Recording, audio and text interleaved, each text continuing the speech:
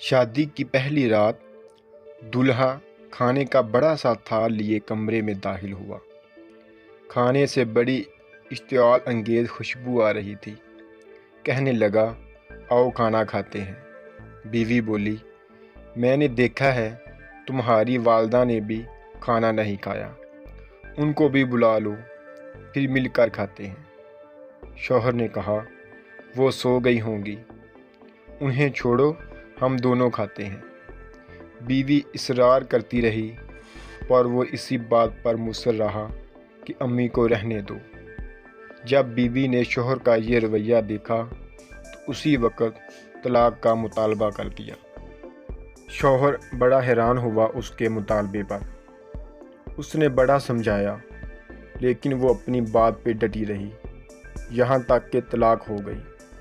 دونوں الگ ہو گئے، پھر دونوں نے دوسری شادیاں کر لیں۔ 30 سال گزر گئے، عورت کے بیٹے ہوئے، بہت محبت کرنے والے، ماں کا خیال رکھنے والے۔ بہت آسودہ حال تھی۔ اس نے ارادہ کیا حج کرنا چاہیے۔ سفر کے دوران بیٹے اس سے کسی ملکہ کی طرح پیش آ رہے تھے، پاؤں زمین پر لگنے نہ دیتے تھے۔ صحرائی سفر تھا۔ راستے میں ایک آدمی پر نظر پڑی جو بہت بری حالت میں بھوکا پیاسا، بال کھچڑی، کپڑے پرانے۔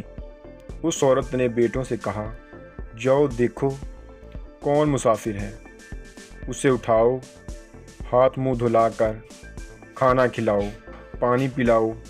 چنانچہ بیٹے گئے، ماں نے جیسا کہا تھا ویسا کیا۔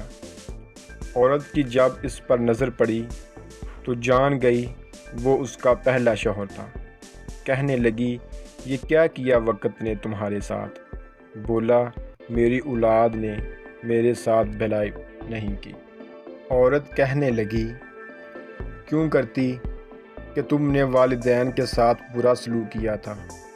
میں اسی دن جان گئی تھی کہ تم ماں باپ کے حقوق ادا نہیں کرتے، اسی لیے میں ڈر گئی کہ کل کو میرے ساتھ بھی ایسا ہی ہوگا۔ یہ دیکھو آج میں کہاں ہوں اور تم کہاں۔ اخلاقی سبق: ماں باپ کے ساتھ برا سلوک اللہ کی نافرمانی ہے۔